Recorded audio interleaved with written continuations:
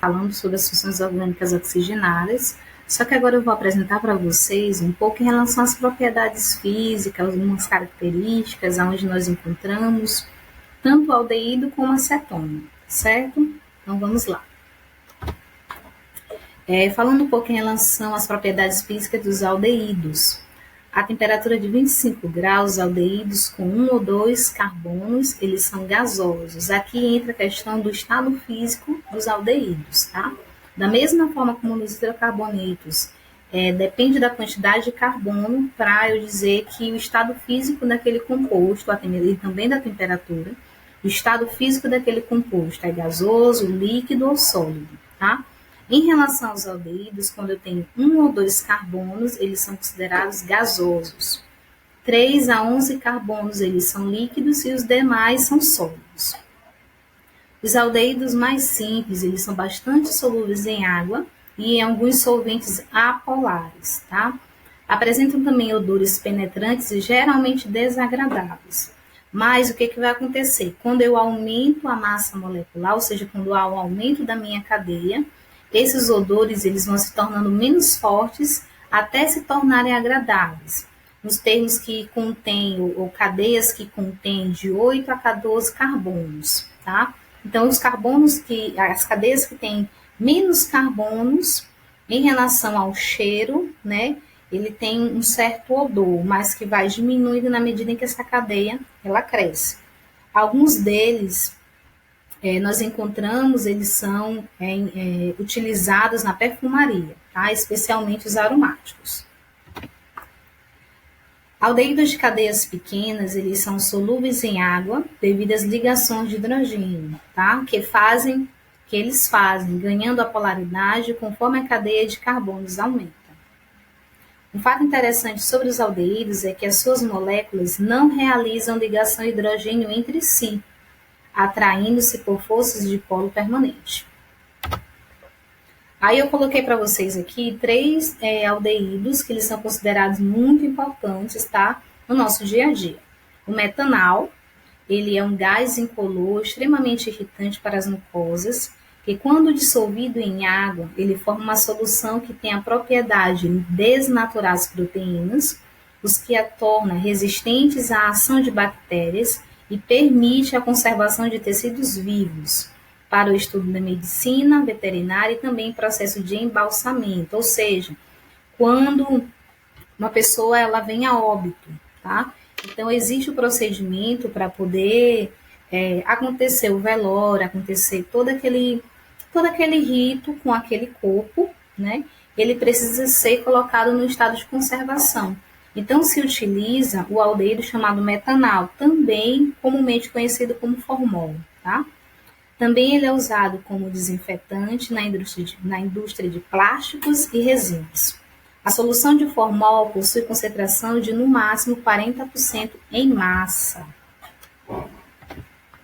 Também trouxe para vocês o exemplo do etanol. Ele é um gás de cheiro forte e solubilidade em água. É usado como matéria-prima na indústria de medicamentos e pesticidas, sendo também utilizado na fabricação de espelhos. O etanol é capaz de reduzir os sais de prata através de reação e os fixa no espelho para reflexão da imagem. Tá? Então, o aldeído está muito presente no nosso dia a dia. Todo mundo tem um espelho na bolsa, né? As mulheres normalmente têm um espelho na bolsa, tem um espelho em casa, e nesse espelho existe o composto etanol. Também a vanilina, ele é um aldeído fenólico de coloração branca e odor característico de baunilha, extraída naturalmente da vagem da baunilha, mas sua forma sintética também é industrialmente usada como um agente aromatizante em alimentos, bebidas e produtos farmacêuticos. Aí eu coloquei aqui para vocês uma flor, né, que é de onde se tira essa essência, e também o sorvete, onde a gente encontra, né, normalmente esse gosto, esse sabor de baunilha, certo? Pronto, então em relação aos aldeídos, as propriedades, as características, né, são essas que eu destaquei para apresentar para vocês. E agora também falar um pouco das propriedades físicas das cetonas, tá?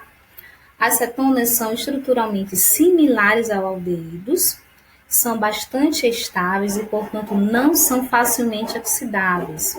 São relativamente resistentes ao metabolismo do corpo e, às vezes, são excretadas intactas pela urina. Olha que coisa interessante. Esses compostos têm forte ação sobre a regeneração celular, liquefazendo mucosidades e auxiliando a sua eliminação, principalmente sobre as vias respiratórias. Algumas cetonas têm ação antissépticas, descongestionantes do fígado e agem sobre os SNC. Neste caso, podem apresentar certa toxicidade, usar com cautela. As cetonas de cadeias menores, com até 10 átomos de carbono, elas vão se apresentar no estado líquido e menos densas que a água em condições ambientes. As demais são sólidas. Então, o que a gente percebe aqui? Que eu não vou ter cetonas no estado gasoso, eu vou ter cetonas no estado líquido e no estado sólido. As cetonas líquidas são praticamente solúveis em água e a propanona é totalmente solúvel. Já as cetonas sólidas são insolúveis. A solubilidade das cetonas em água é maior que a dos aldeídos em relação de sua maior polaridade por causa do grupo carbonila, que estabelece ligações de hidrogênio. O grupo carbonila também torna as cetonas muito reativas. Aí eu coloquei também algumas propriedades terapêuticas da cetona, tá? Elas podem ser utilizadas como expectorantes, estimulantes de circulação, cânfora, piperitona, pulegona, verbenona. Antivirais, descongestionantes hepáticos, estimulantes do sistema nervoso central. Aí aqui eu trago para vocês, né, para vocês entenderem que normalmente quando a gente fala de cetona, a gente lembra logo da acetona. O termo cetona, ele é a função orgânica, tá? A representação da função orgânica. A acetona, ela é um tipo de cetona, certo? A acetona que nós utilizamos, ela é a nossa propanona, ou seja, é uma cadeia carbônica onde eu tenho 3 carbonos, tá?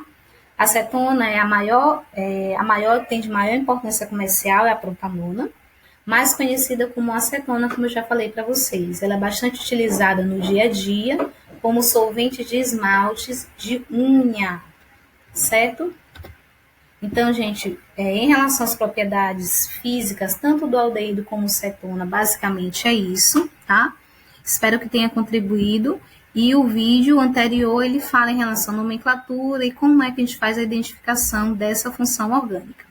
Até mais!